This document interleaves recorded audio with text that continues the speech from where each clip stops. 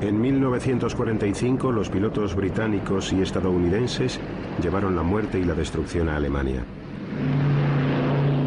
En 1948 volaban otra vez rumbo a Berlín.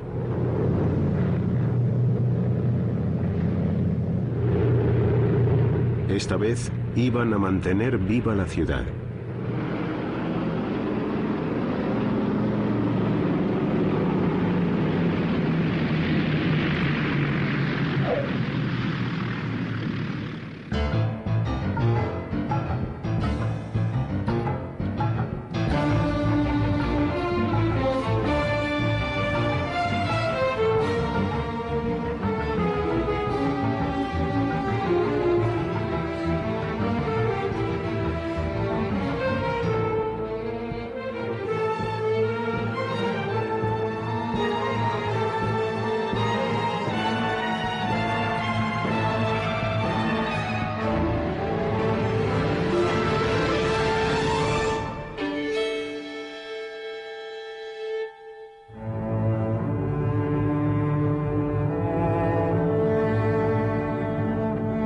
En 1945 los berlineses eran un pueblo derrotado.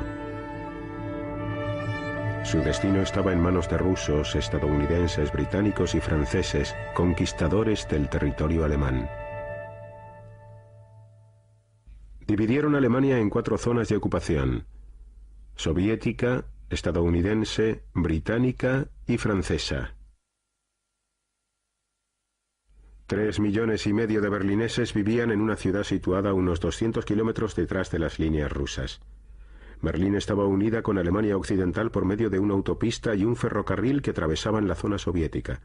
También la ciudad estaba dividida en 4 sectores: soviético, estadounidense, británico y francés. Berlín y Alemania eran los dos únicos puntos donde las dos partes, es decir, las tropas soviéticas y las que procedían de los países aliados, estaban en contacto.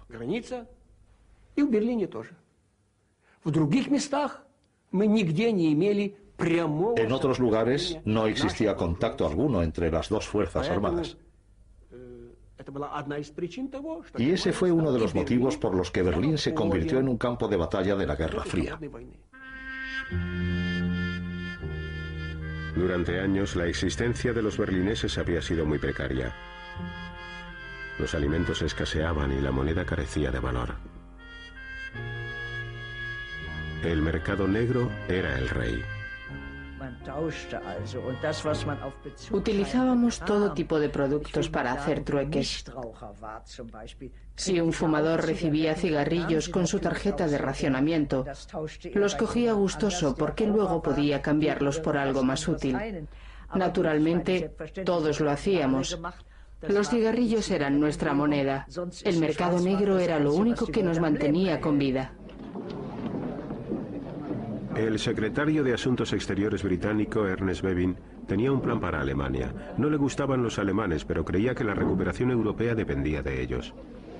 We have to try and recreate Germany on a democratic basis, give her a chance to live, at the same time make sure that the security of the rest of Europe is preserved and that aggression cannot take place again. Maniobras militares soviéticas cerca de Berlín. En 1948 ya hacía mucho que se había terminado la idílica relación que una vez existió entre los aliados. Los soviéticos querían una Alemania débil y sometida al control de las 4 potencias. Estados Unidos, Gran Bretaña y Francia planeaban secretamente un nuevo Estado alemán en sus zonas de ocupación. Los espías comunicaron este proyecto al gobernador militar soviético Marshal Vasily Sokolovsky. Nos reunió a todos y leyó en voz alta un informe del Departamento de Inteligencia. Según este documento, en Londres estaba teniendo lugar una conferencia sobre Alemania. Leyó todos los temas que se tocaron en la citada reunión. Sir Brian Robertson, el gobernador militar británico, y su homólogo estadounidense, el general Lucius Clay, eran los encargados de poner en práctica los planes occidentales. El general Clay era el hombre más trabajador que he conocido. Jamás se iba de vacaciones y se saltaba el desayuno porque lo consideraba una pérdida de tiempo. En su lugar se tomaba unos 20 cafés y se fumaba 2 paquetes de tabaco al día. Lo que más me impresionó de él fue su extraordinaria habilidad para asimilar cuestiones especialmente complicadas que quedaban fuera del marco de su experiencia. Después de todo, era un soldado profesional. El Consejo para el Control Aliado se reunía regularmente en Berlín. Por lo general, los procedimientos seguían unas pautas muy previsibles. El general estadounidense Clay y sus colegas europeos intercambiaban información rutinaria con sus homólogos soviéticos. Pero el 20 de marzo de 1948, Sokolovsky exigió más. Se expresó con mucho tacto y educación. Estuvo muy moderado, comedido. Dijo: ¿sería tan amable de ponernos al corriente sobre lo que ha sucedido en la reunión de Londres? Clay le respondió que no se trataría ese tema. Entonces Sokolovsky le preguntó de qué servía tener un consejo de control si no nos iban a contar de qué se había hablado en Londres, si nos ocultaban todos los asuntos referentes a Alemania. ¿Tenemos o no tenemos un consejo de control? Entonces los rusos se levantaron. Había unos 5 o 6 a su derecha y a su izquierda. Y se levantaron y abandonaron la sala antes de tiempo, porque habitualmente el final de la reunión se señalaba de modo muy profesional. El general se limitó a pedir que todo el mundo permaneciera en su sitio porque la reunión aún no había terminado. Los antiguos aliados comenzaron a provocarse mutuamente.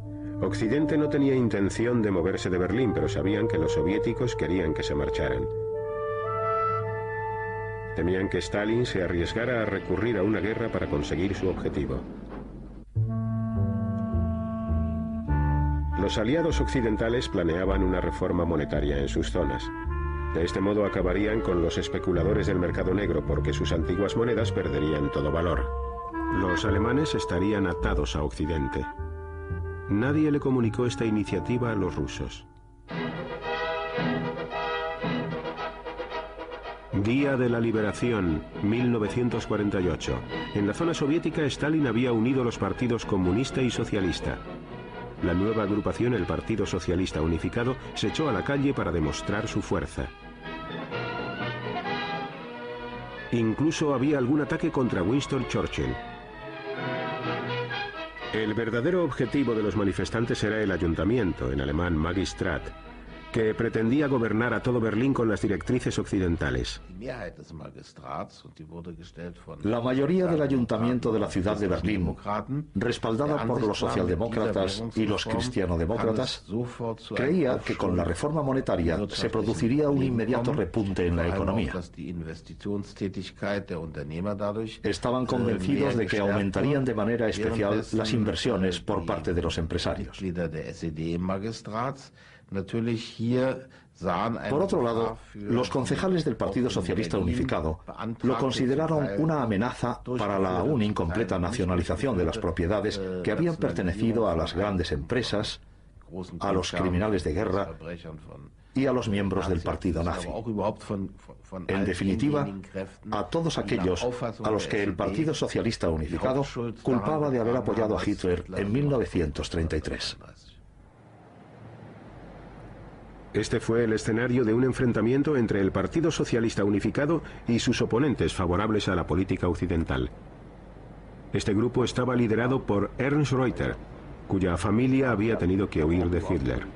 Los rusos vetaron su elección como alcalde de Berlín. Es allen klar wurde, dass der kommunistische Diktaturwille jedes Mittel benutzen wird, seine Macht im Schatten des russischen Imperialismus aufzurichten, Da haben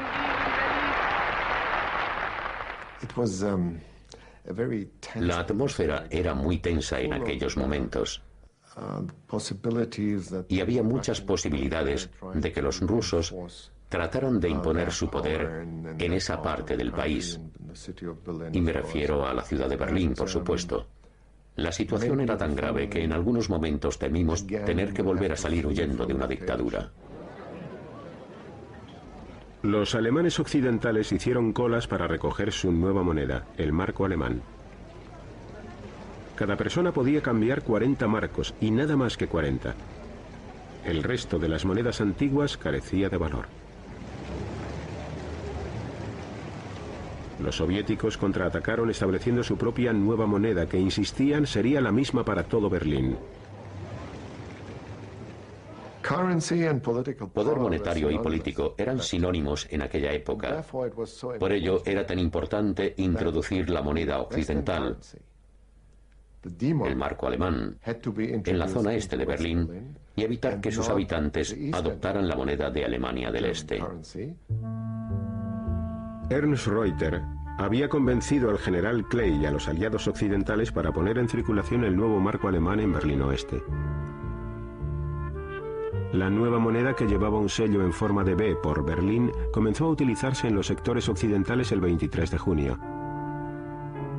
En esos momentos había dos monedas en la ciudad.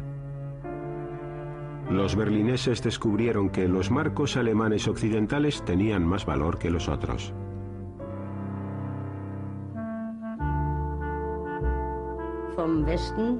Muchos habitantes de la zona oeste de Berlín se desplazaban con frecuencia a Berlín Este y, por supuesto, compraban todo lo que podían. Los marcos de los orientales y los occidentales, por llamarlos de alguna manera, estaban por lo general 1 a 5 o incluso a 7, es decir, que cada marco occidental equivalía a 5 o 7 marcos orientales. Más tarde, averiguamos que, al menos en Berlín, las ventas habían sido totales. La introducción de una nueva moneda en la zona oeste de Berlín enfureció a los soviéticos, que se reunieron para discutir cuál sería su siguiente paso. Sokolovsky cogió el teléfono especial y llamó a Molotov. Le dijo: estamos discutiendo este asunto. ¿Qué vamos a hacer? Todos comprendimos la gravedad de la situación. Molotov respondió: no estarás planeando llevar los tanques a las calles, ¿verdad? Sokolovsky dijo: no, a las calles no, pero lo situaré algo más cerca de Berlín. No hagas eso, dijo Molotov. Esperemos un poco. Si utilizas los tanques, te acusarán de intentar apoderarte de Berlín, y ellos, a su vez, enviarán sus tanques. Es mejor resolver este problema por la vía diplomática.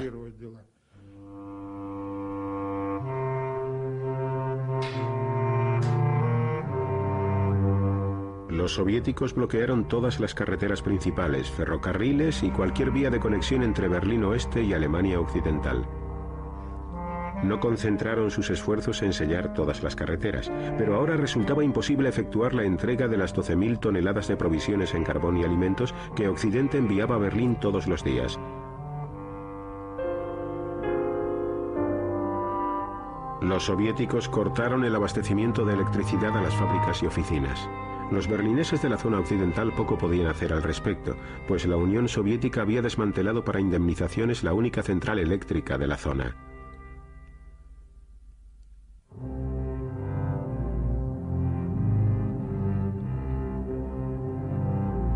Los aliados occidentales impusieron un contrabloqueo en la zona soviética. Los trabajadores de todo Berlín tuvieron que hacer frente al desempleo y a las privaciones. En primer lugar, fue un golpe terrible. No importaba a dónde fueras, todo el mundo se preguntaba: Dios mío, ¿qué será de nosotros? El objetivo de Stalin estaba muy claro. Pretendía obligar a los aliados occidentales a cambiar sus políticas o a retirarse de Berlín. En 1945 los aliados occidentales habían elaborado un acuerdo por escrito con los soviéticos. Los aviones podrían volar por 3 pasillos aéreos de 30 kilómetros de ancho que conducían a los 2 aeródromos de Berlín, Tempelhof y Gatow. Los hidroaviones también podían amerizar en el lago Havel. Los británicos respondieron al desafío lanzado. Planearon un puente aéreo para llevar provisiones a la zona y el secretario de Asuntos Exteriores, Bevin, respaldó la idea. The physical suffering of 2.5 million people in Berlin to try and influence the Allies, the Western powers, in their treatment of the Germans, and to try to force us out is one which we are unable to accept. El general Clay, comandante estadounidense, no creía que el plan del puente aéreo funcionara. Quería probar la determinación soviética enviando un convoy armado que atravesara el bloqueo. Aunque a regañadientes llegó a un acuerdo con Ernst Reuter para poner en práctica el plan. Clay dijo que esto entrañaría muchas dificultades, sin mencionar lo poco que podríamos hacerles llegar al principio. Y le preguntó sin rodeos a Reuter, ¿crees que los berlineses podrán soportarlo? A lo que Reuter respondió tranquilamente, tú ocúpate de los aviones, que yo me ocuparé de los berlineses. Y Clay dijo, con eso es suficiente. Llamó al general LeMay y le dijo, general, vamos a lanzar carbón sobre Berlín. ¿Carbón? Se sorprendió el general LeMay. Sí, dijo, vamos a mantener viva esa ciudad. Los aviones comenzaron a sobrevolar Berlín a finales de junio. Los estadounidenses lo llamaron Operación Víveres y los británicos Plain Fair. Los aviones tenían que entregar 2.000 toneladas de provisiones al día. Sin ellas, los berlineses de la zona occidental no podrían sobrevivir. Solo les quedaba carbón para 45 días y comida para 36.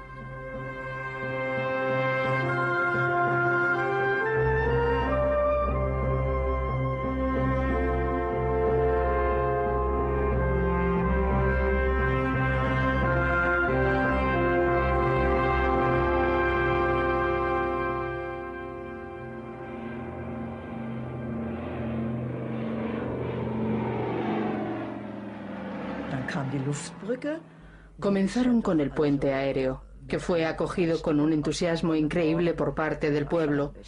Confiaban en él. Fue realmente extraordinario.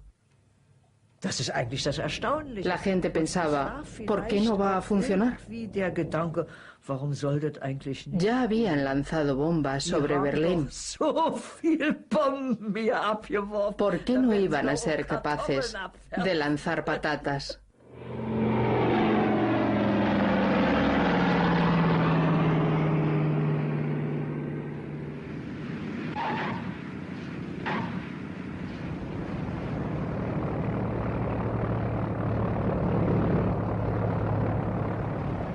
Miles de berlineses encontraron trabajo y una comida caliente cada día trabajando para el puente aéreo.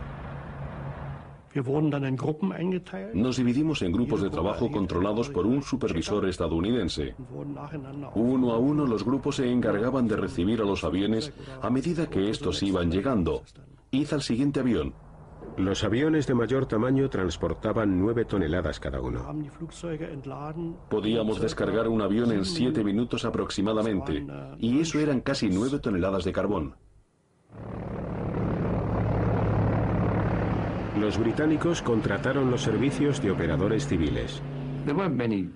En Gran Bretaña no había mucha gente que tuviera aviones, pero en aquella época yo era bastante afortunado, porque poseía 12 bombarderos Halifax remodelados. El gobierno vino a verme y me dijo, ¿podemos hacer algo con esos aeroplanos? Yo respondí, por supuesto, pero no deben olvidar que nosotros pensábamos que esta situación solo iba a durar 2 o 3 semanas, de lo contrario, habría guerra. Los Estados Unidos participaron enviando bombarderos B-29 capaces de transportar bombas atómicas a Gran Bretaña. A este movimiento se le dio una gran publicidad. These are the men whose nerve-wracking job it may be to fight their way through weather and red obstruction. So grave is the crisis that General Clay is recalled to Washington to report on the situation. He is greeted by Secretary of the Army Royal and then is welcomed by Chief of Staff Omar Bradley.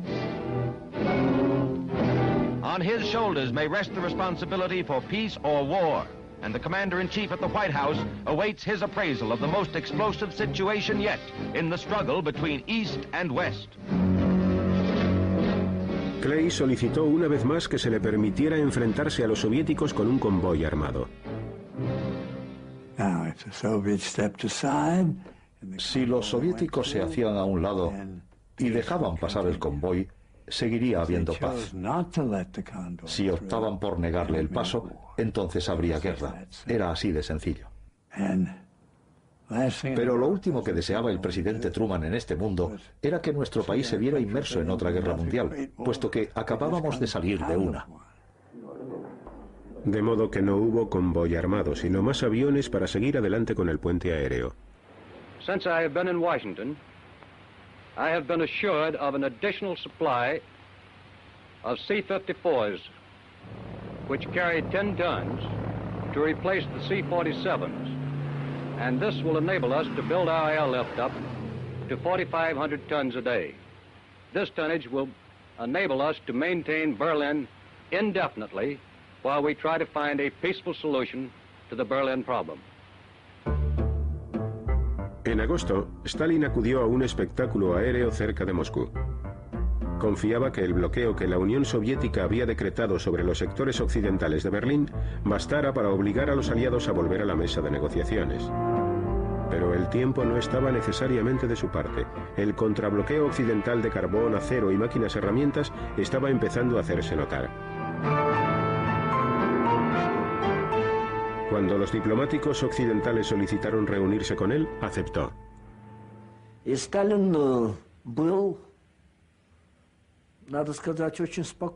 Stalin estaba muy tranquilo. No caminaba por la habitación como solía hacer.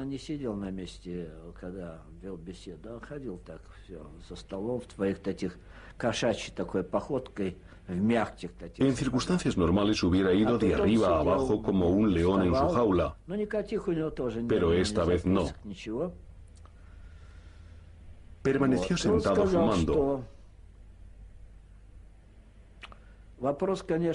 No llevaba nota alguna. Dijo, este asunto es muy importante desde un punto de vista económico. Pero eso no es lo más relevante. Lo más importante son las decisiones que ustedes han tomado en Londres. Insistimos en que deberían revocar dichas decisiones o al menos posponer su puesta en práctica hasta que volvamos a reunirnos para discutir el tema de Alemania. Veía que Alemania iba a quedar dividida. La zona occidental contaba con el fuerte respaldo de los Estados Unidos y los países de Europa Occidental y además serían 3/4 partes de la totalidad del territorio alemán las que formarían un país independiente. Y Stalin quería evitar esto a toda costa. En Berlín, los aliados occidentales y los soviéticos regresaron a la mesa de negociaciones. Los rusos exigían la retirada del marco alemán occidental de la ciudad. También comenzaron a ejercer presión en los pasillos aéreos. Hubo muchas provocaciones. Solían llevar a cabo maniobras aéreas en los pasillos o en el espacio aéreo contiguo. Se situaban encima de nosotros porque nosotros no podíamos superar una altura máxima y desde allí disparaban sus equipamientos militares, lo que nos provocaba horribles pitidos en los oídos y otro tipo de malestares. A veces te encontrabas con que un Jack venía de frente y cuando casi te estaba rozando se desviaba. O por ejemplo, subían detrás de nosotros de manera que no pudiéramos verlos y luego se situaban encima del ala, pero nunca llegaban a disparar. El mal tiempo provocó retrasos e incidentes. Con este sistema no se conseguía llevar toda la comida necesaria y los berlineses no habían podido almacenar prácticamente nada de carbón para el duro invierno que se avecinaba. Mein Berlin, du kannst nicht untergehen.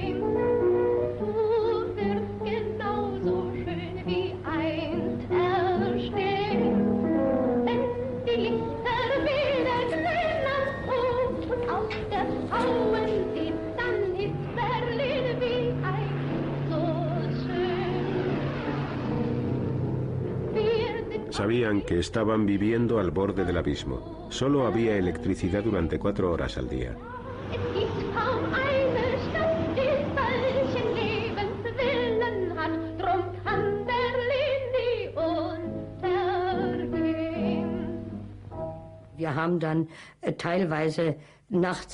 Hacíamos la colada por las noches. Además, como yo tenía un bebé, también tenía que hervir los pañales y hacer la comida. Si no teníamos plancha eléctrica, íbamos a casa de una vecina y planchábamos juntas. Siempre ocurre lo mismo en los malos tiempos. Las personas se unen para lo bueno y también hacen frente juntas en las adversidades. El bloqueo soviético no evitó que los berlineses se movieran libremente dentro de la ciudad. El sector oriental, situado al otro lado de la puerta de Brandenburgo, podía resultar muy atractivo. Yo iba muy a menudo a Berlín Este. Si querías salir, tenías que ir al sector oriental. Allí había salones de baile, música e iluminación eléctrica. Las habitaciones tenían calefacción y prevalecían las condiciones normales en tiempos de paz.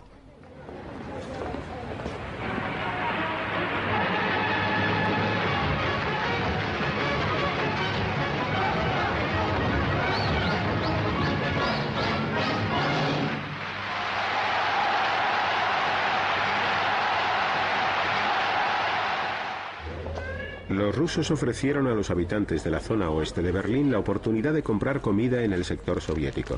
Aproximadamente 1 de cada 10 aceptó. Los soviéticos no impusieron un bloqueo total, pero hostigaban continuamente a los habitantes del sector occidental que se desplazaban a Berlín. Podíamos llegar allí en tren, pero los rusos nos registraban una y otra vez, allí y en todos los lugares. Llegaban a la estación y nos pedían los documentos de identidad o registraban nuestras bolsas y mochilas. Teníamos la sensación de que si a uno de esos rusos no le gustaba la cara de un alemán, se lo llevaría. La tensión entre los antiguos aliados de guerra aumentaba por momentos. La ciudad estaba totalmente dividida.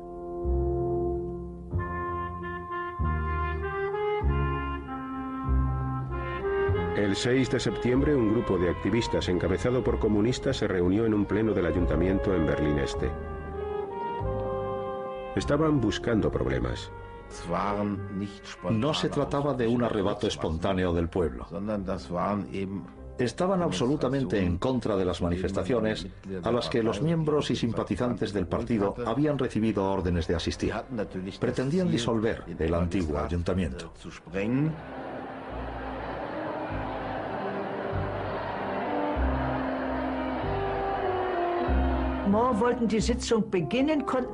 Queríamos comenzar la sesión, pero el orador Schur no podía hacerlo, porque los grupos de comunistas se habían ocupado de estar allí. Comenzamos a correr la voz. No podíamos trabajar allí. Algunas personas ya habían sido golpeadas, por lo tanto, tuvimos que marcharnos.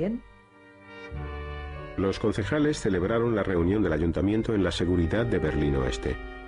Con ellos estaba Ernst Reuter, que hizo un llamamiento a todos los berlineses y les pidió que se reunieran en el Reichstag para protestar.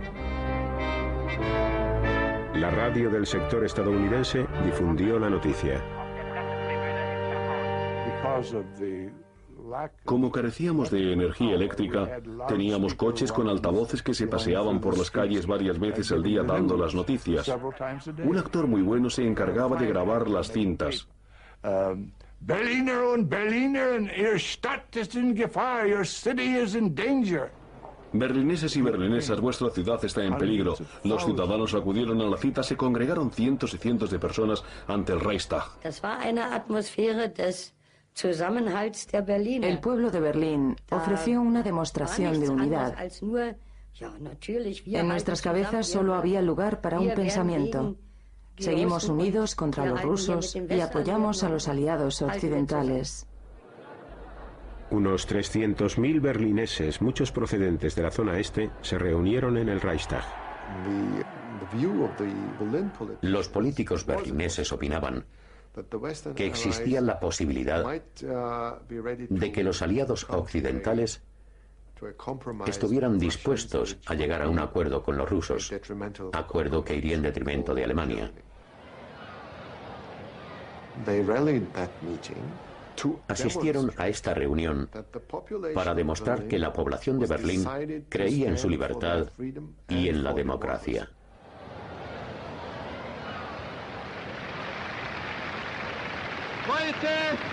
Heute ist der Tag, an dem nicht Diplomaten und Generäle reden und verhandeln.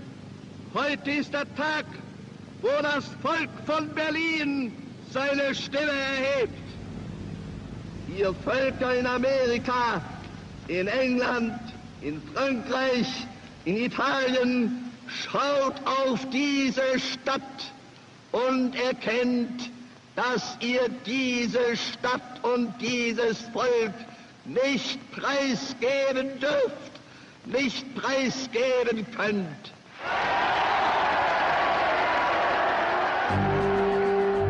Cuando terminó la concentración, los berlineses arrancaron la bandera que ondeaba en la puerta de Brandenburgo.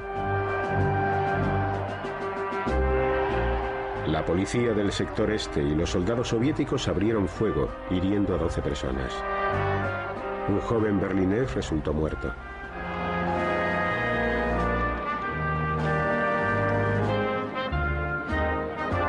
Y el día aún no había terminado. Una delegación se presentó en el Consejo de Control Aliado, donde existían temores de que se estuviera perfilando un enfrentamiento con Stalin por causa de la retirada del marco alemán occidental de Berlín. Los aliados captaron el mensaje. El marco alemán occidental seguiría circulando. Rhine-Main Field was busier than ever this week as airlift traffic was suddenly bolstered by fresh squadrons. Here a group of valiant young pilots talk over the day's operations. Mensch, bei dem Wetter willst du starten? Na klar, Mensch, Italiener warten auf mir. El bloqueo y el puente aéreo siguieron funcionando. Llevábamos de todo, material médico, tinta para la imprenta, etcétera, pero sobre todo carbón. Y el transporte de esta materia era un problema porque la carbonilla llegaba a los cables de control, de modo que resultaba muy difícil dominar el aparato. Para evitarlo, volábamos con las trampillas de escape de la parte trasera abiertas y así el aire se llevaba la carbonilla.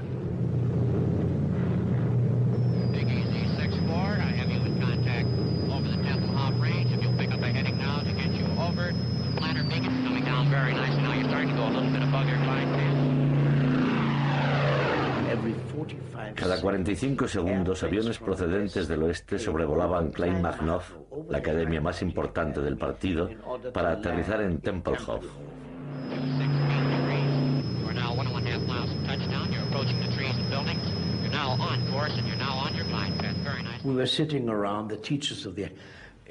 Estábamos sentados con los profesores del departamento de historia y entonces comentaron: los estadounidenses comprenden el materialismo histórico mejor que nosotros. Nos quedamos mirándoles. ¿El materialismo histórico mejor que nosotros? Sí, entienden que debe existir una base de alimentación y ayuda antes de empezar la educación de un partido. Los estadounidenses comprenden la esencia del materialismo histórico.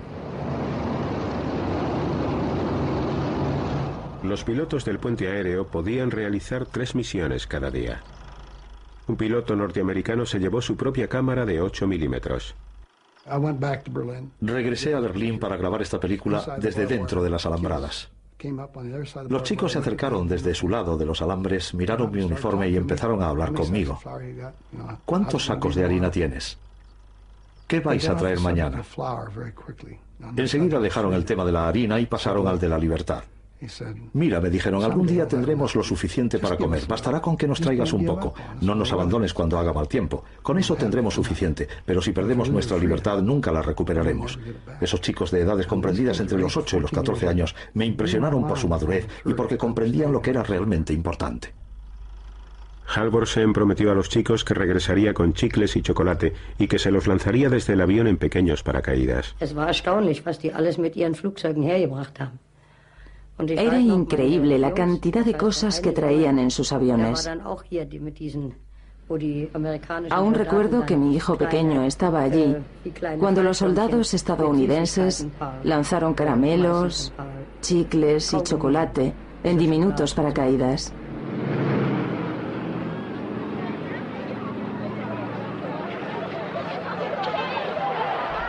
Como prometió Halvorsen, pronto llovieron las bombas de caramelos. Su oficial superior le mandó llamar. Me reprendió severamente. Luego se agachó y de debajo de la mesa sacó un periódico. En la portada había un avión lanzando paracaídas. Dijo: ayer en Berlín casi le das en la cabeza a un periodista alemán con una barra de caramelo. Ha divulgado esta historia por todo el mundo. Y continuó: el general la ha leído y me ha llamado para averiguar qué estaba pasando. Y yo no sabía nada, así que nunca me extenderán. ¿Por qué no me lo dijiste? Yo le respondí: no pensé que aprobara mi decisión, señor. Él dijo: tienes toda la razón, pero el general cree que es una buena idea, así que sigue haciéndolo. Tanto para el este como para el oeste, la radio fue un arma de vital importancia en la guerra propagandística. William Heinrich dirigía la radio del sector estadounidense. Introduje técnicas de radiodifusión estadounidense porque, según mi teoría, si no hay público es imposible convencerle de algo. Por lo tanto, mi prioridad número uno era conseguir que la gente nos escuchara. ¿Y cómo conseguirlo? Ofreciéndoles buenos programas de entretenimiento y una información sólida en la que podían confiar. Ungünstiger Witterung und niedriger Wolkendecke vollzog sich auch heute der Lufttransportverkehr nach Berlin planmäßig. Am frühen Nachmittag trafen die ersten Skymaster-Maschinen mit je 8 Tonnen Stein. Una joven bailarina berlinesa llamada Christina Olsen llegó a ser una conocida figura de la radio del sector estadounidense y poco después se convertiría en la señora Heimlich. Leía los titulares y luego me reía de los que hacían los rusos o los alemanes del este. Das versteh ich nicht, dazu bin ich noch zu klein. Doch die Russen, die müssen doch das eigentlich verstehen. Esto significa: soy demasiado pequeña para comprender lo que está pasando, pero seguro que el público sí lo entiende. Y llegó a ser un eslogan muy conocido en toda la ciudad. Por eso me convertí en la voz de Berlín. Sie am Sonntag wählen? Ja. Und Sie? Selbstverständlich. Aber natürlich werde ich wählen.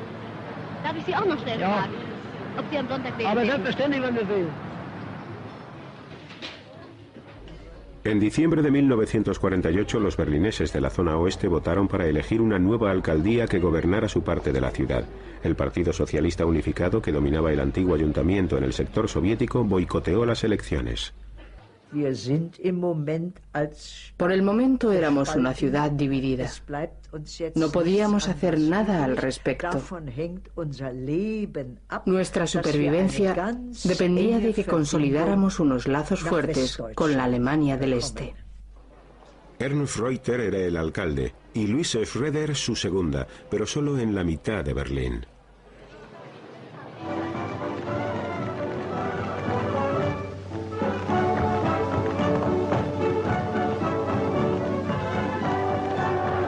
Bob Hope y el genial compositor de Timpanali, Irving Berlin, llegaron para animar las navidades a las tropas estadounidenses en Berlín y al general Clay. No, you've got the name wrong. It's Irving Jones. Irving Jones? Yes, I changed it. Anything over here named Berlin, they cut up into sectors.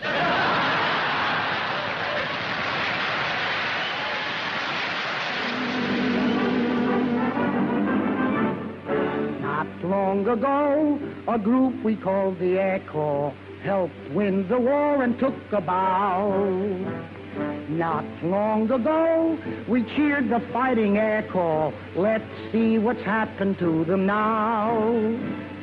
Operation Biddle is in the underway, and we're all a clean and hay, and everything's okay.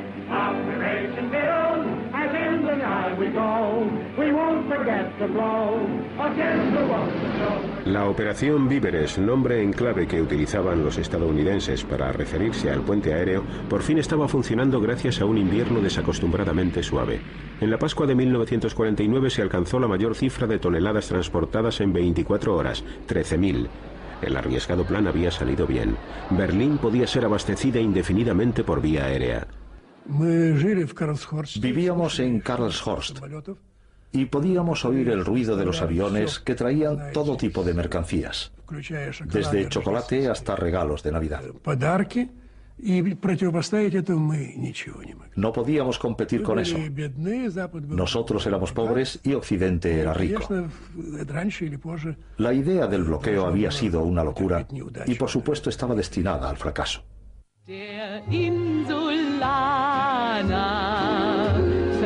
Los soviéticos habían fracasado en su intento de expulsar a británicos, estadounidenses y franceses de Berlín. El contrabloqueo aliado estaba causando grandes daños en la zona soviética.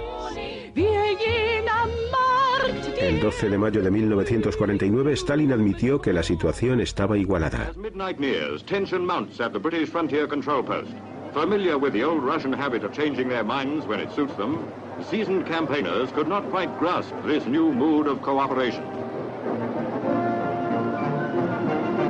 As on the stroke of 12, the barrier goes up and a British jeep leads the race into Berlin.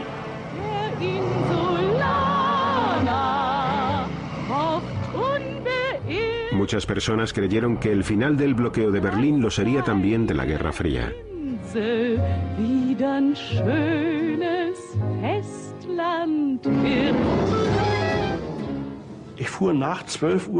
Regresé a casa pasada la medianoche después de haber cogido el tren desde Ostkreuz hasta Neukölln. Cuando cruzamos la frontera entre los dos sectores, todo estaba iluminado. Era como un sueño. Era pura alegría, nada más. Lo habíamos conseguido.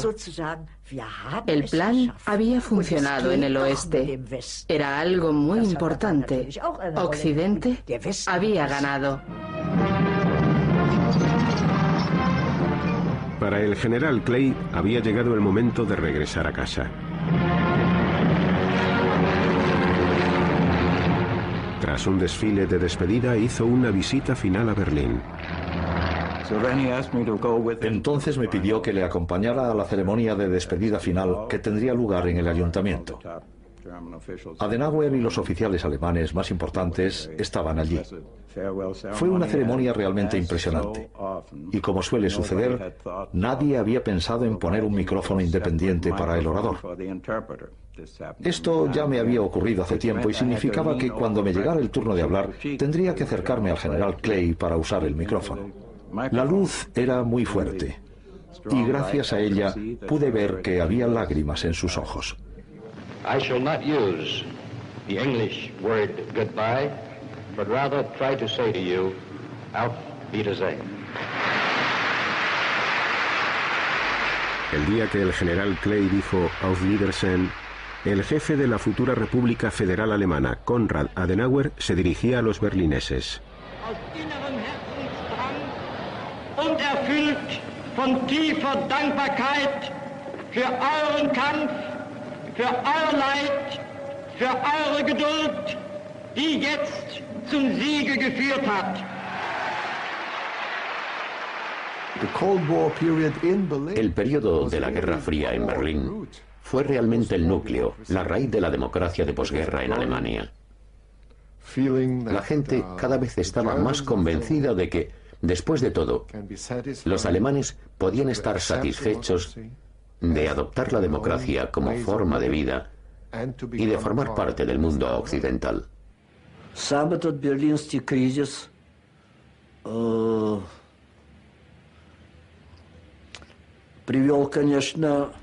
El resultado de la crisis de Berlín fue la división de Europa.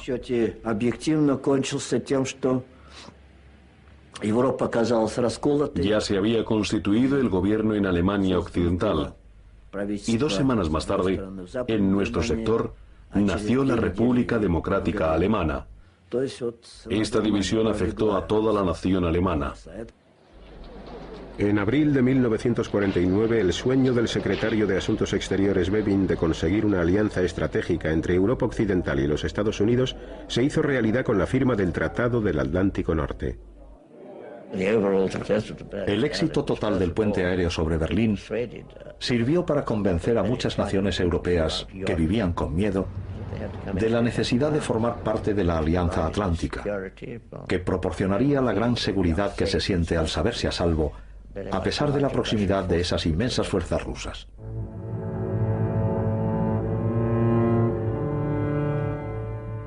...29 de agosto de 1949... ...los soviéticos detonan su primera bomba atómica. El monopolio nuclear de los Estados Unidos había finalizado. El mundo se encontraba en medio de dos superpotencias que competían entre sí, y en pleno centro se encontraba una Alemania dividida y una ciudad, Berlín, también dividida.